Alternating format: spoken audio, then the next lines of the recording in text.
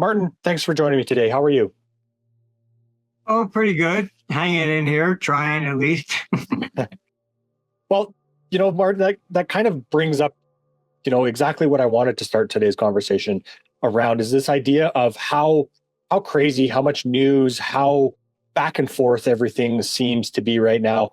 How do you try to keep up with everything that is happening at the moment? Do you have more of the perspective that this isn't necessarily busier than other periods of time in history, and you just stay focused on the things that you think are most important at this time? Now,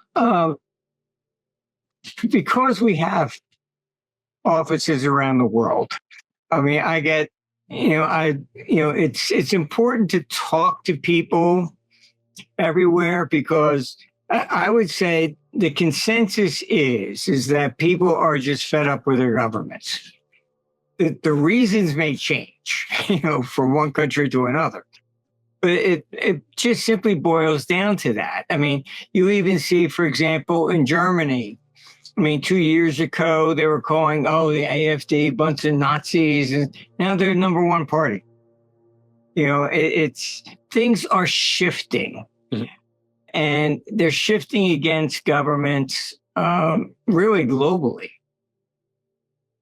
because they just don't get it, I guess, or instead of reforming, they're like digging their heels in. So, you can see like with the Democrats here, infighting, but nobody wants to admit that it was because of all their woke, crazy agendas that they lost. They're blaming everything but their own theories because they have to say, gee, I was wrong, I guess, and they just can't do that. Mm-hmm. You see that in Europe with the migrant crisis, punishing Hungary because you won't allow all these crazy people to come into your country. Like you're a great example, Sweden's got, even the police have no-go zones, because it's too dangerous, and there you had different migrant crises than we have in North America. There you had a lot of people coming in from Islamic nations. And instead of blending in, they didn't do that. They brought their own culture and actually have signed up Sharia law here. So you're refusing to obey the laws of the country you came to, and, that's all irrelevant and we're just going to change it to ours. Then why are you going there? It's,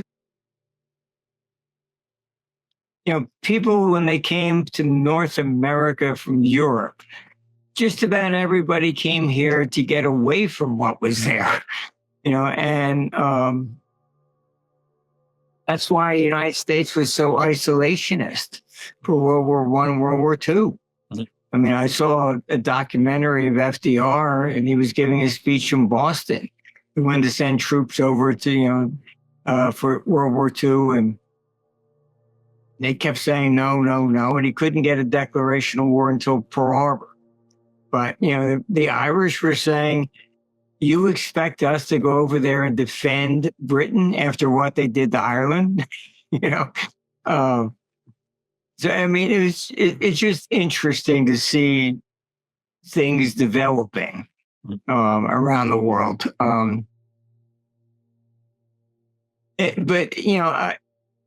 I would say what's different is that this is more or less collectively a rise up against government in general, regardless of what country you're talking about.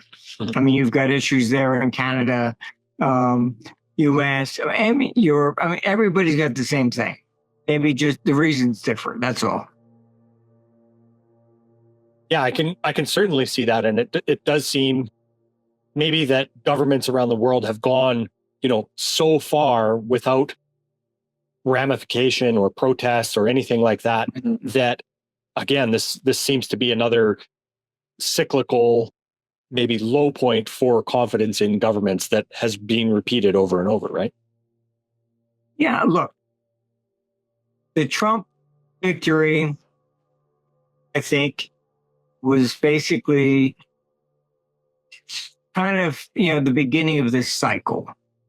Because then you look in Europe and you're seeing all, right wing parties all rising, the same thing. So it is definitely,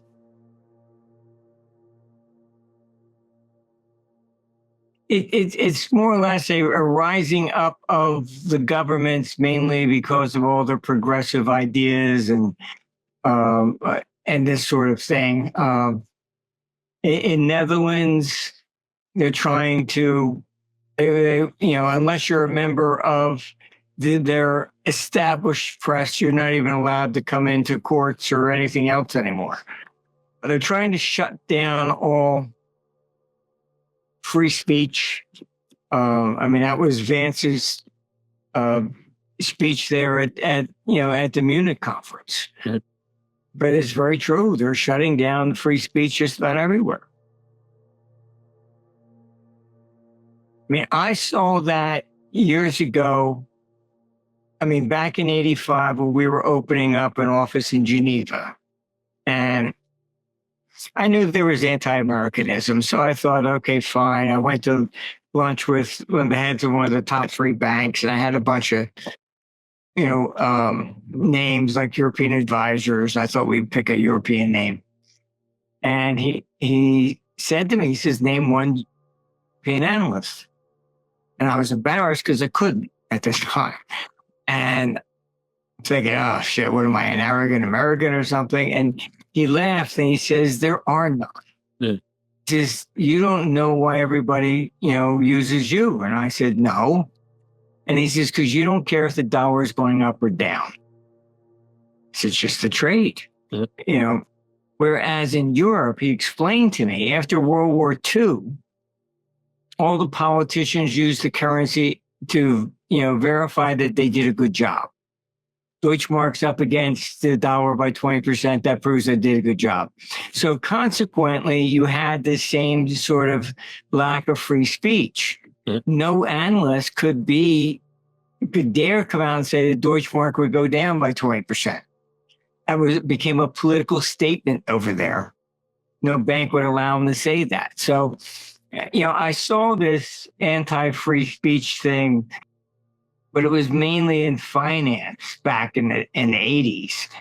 But it has now spread to just about everything. Mm-hmm. And, it's a serious problem globally.